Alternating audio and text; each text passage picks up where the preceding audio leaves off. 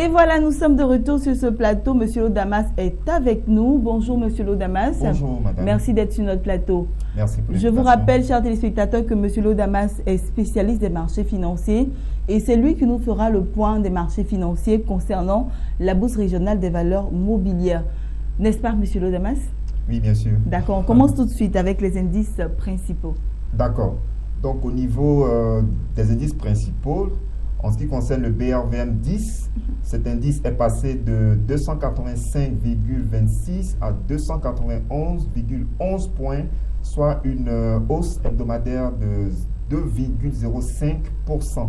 Le BRVM Composite est passé de 314,72 à 320,3 points, soit une progression hebdomadaire de 1,77%.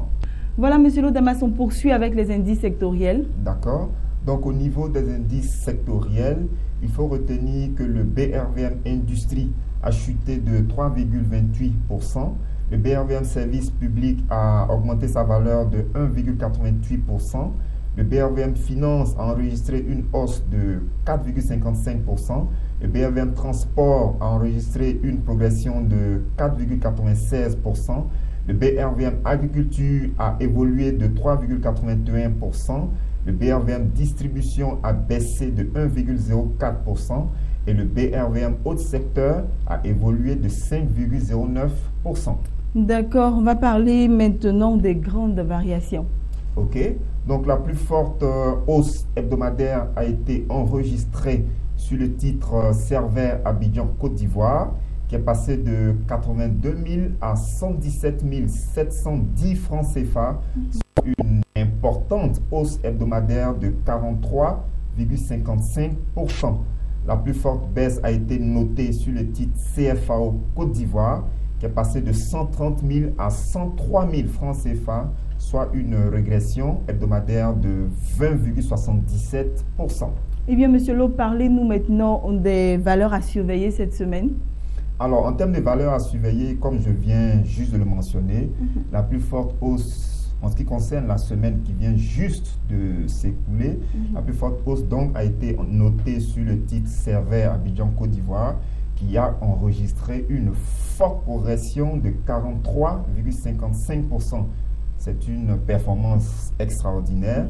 Et il faut savoir que le titre, enfin que l'entreprise Servair Abidjan Côte d'Ivoire tiendra son assemblée générale ce 3 mai 2016 à Abidjan. D'accord. Et donc, les infos qui parviennent au niveau du marché, c'est que le bénéfice net, c'est vrai qu'on attend toujours de façon officielle les états financiers 2015 de Servair Abidjan Côte d'Ivoire, mais déjà, on se rend compte que le bénéfice net réalisé par cette entreprise à fin 2015 a été de 1,582 milliards de francs CFA, soit une hausse de 26% en comparaison au bénéfice net qui a été enregistré à fin 2014. D'accord. Donc ça, c'est une excellente nouvelle. Et aussi en termes de rémunération des actionnaires, le dividende net par action qui sera distribué, en fait, qui sera probablement distribué aux actionnaires au titre de l'exercice 2015, ce dividende-là est évalué à 1800 francs CFA. Alors que, en ce qui concerne l'exercice 2014, les actionnaires ont reçu un dividende net par action évalué à 900 francs CFA. D'accord, c'est une progression. Donc on passe de 900 à 1800 francs CFA, soit une progression de 100%.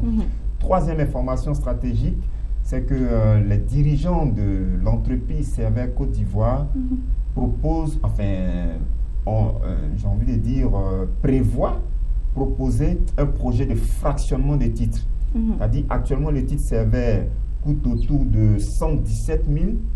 Et donc, ce coût peut paraître un peu cher pour certains actionnaires, pour certains investisseurs. Et donc, l'entreprise veut procéder à une opération de fractionnement des titres. D'accord?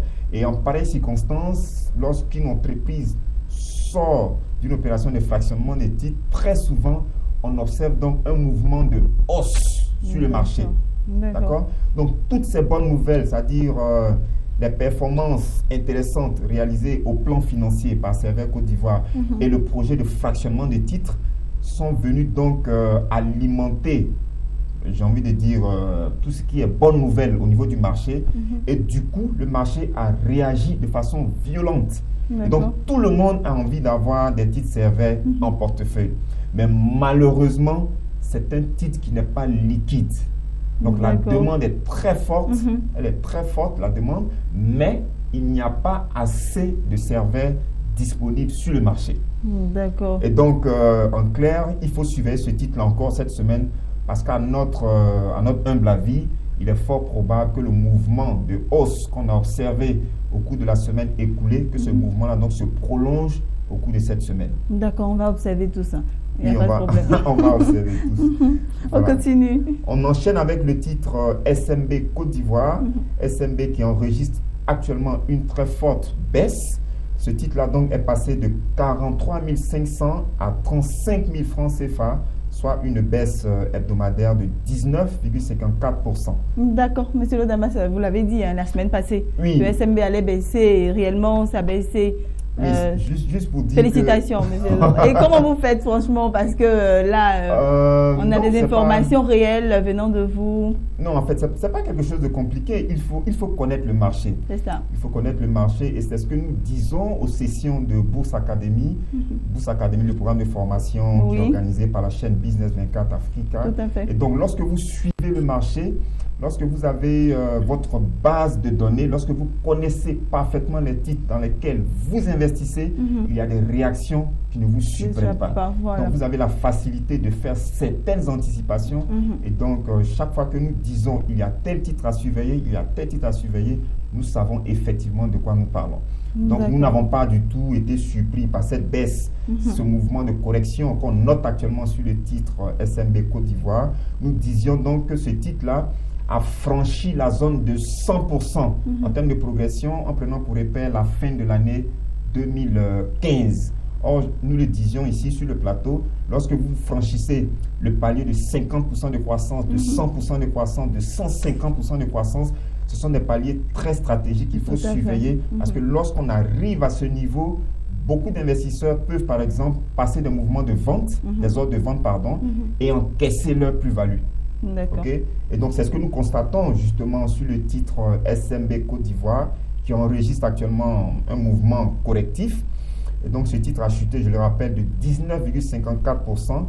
Et tout le marché reste encore dans l'attente des états financiers 2015 de l'entreprise SMB Côte d'Ivoire. Donc, il va falloir encore être très prudent sur le titre SMB au cours de cette semaine.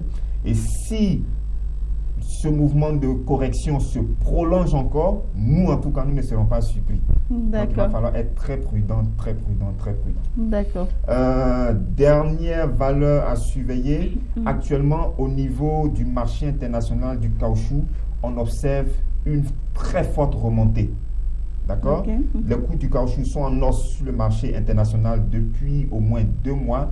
Et cette bonne tendance se ressent également au niveau de la BRVM. Nous faisons allusion à quoi? Nous parlons donc du titre SAPH Côte d'Ivoire, par exemple. Cette valeur est passée de 12 700 à 13 975 francs CFA, soit une hausse hebdomadaire de 10,04%. D'accord. Donc, il va falloir surveiller de près le titre SAPH.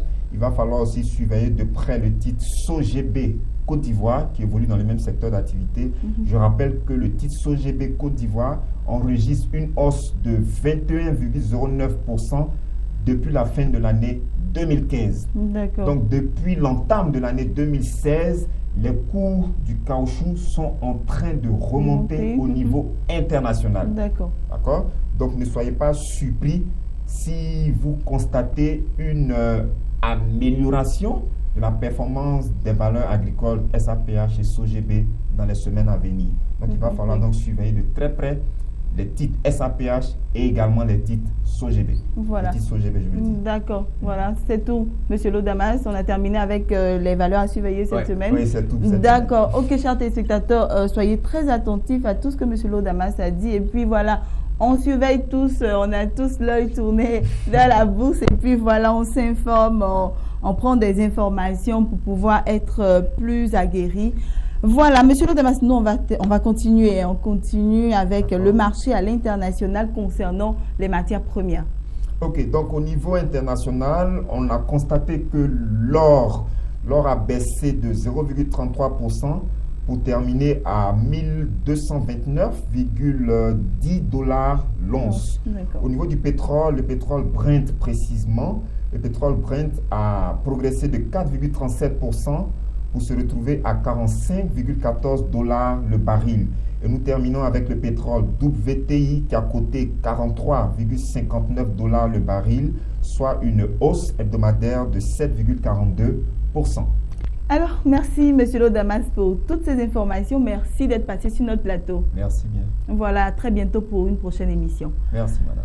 Chers téléspectateurs, c'était Monsieur Lodamas qui nous faisait le point des marchés financiers concernant la Bourse régionale des valeurs mobilières. Et puis, nous allons maintenant à notre dernière rubrique qui est la bonne affaire. Aujourd'hui, nous allons nous intéresser à un projet très important. Si vous voulez en savoir plus, restez avec nous.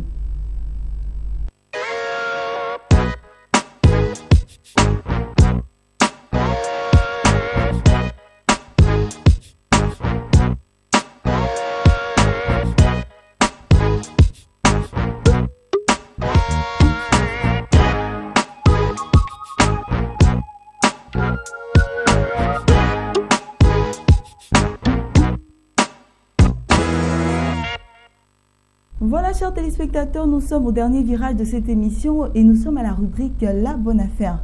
Aujourd'hui, nous allons parler d'un projet, nous allons parler de la culture de riz et nous allons parler de la variété Acadie qui est un riz local. Voilà, il est possible pour vous, chers téléspectateurs, de récolter près de 3 millions de francs CFA avec la culture de ce riz local en moins d'une année. N'est-ce pas intéressant, chers téléspectateurs? Nous allons vous présenter les dépenses pour mettre en place ce projet, chers téléspectateurs. Et pour cela, comme d'habitude, nous avons 3 tableaux à vous présenter. Le premier tableau qui présente la nature et les coûts de travaux à réaliser. Comme nature et coûts de travaux à réaliser, vous avez entre autres la création de caisses, le défrichage et vous avez le labourage, l'épannage d'engrais, etc. Chers téléspectateurs, vous allez réserver la somme de 290 000 francs CFA pour tout cela. Nous en arrivons au deuxième tableau qui présente l'achat de semences, d'engrais et de produits phytosanitaires. Réservez pour cela la somme de 165 000 francs CFA. Nous sommes au dernier tableau à présent, chers téléspectateurs, le tableau qui présente l'achat d'équipements. Et comme équipement, vous aurez besoin de houes, de machettes, de paires de bottes, de pelles, de râteaux, etc. Vous devez réserver la somme de 356 000 francs CFA. La mise en place et l'exploitation de la ferme rizicole coûteront aux producteurs la somme globale de 356 000 francs CFA plus 165 000 francs CFA plus 290 000 francs CFA.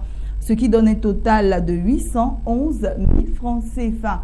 Voilà pour à thème recevoir la somme de 3 millions de francs CFA en moins d'un an. N'est-ce pas une bonne affaire, chers téléspectateurs? J'espère que vous allez vous y intéresser. Et pour avoir plus d'informations, vous devez vous référer au journal La Tribune de l'économie au numéro 336. Voilà, et vous aurez les informations que vous souhaitez.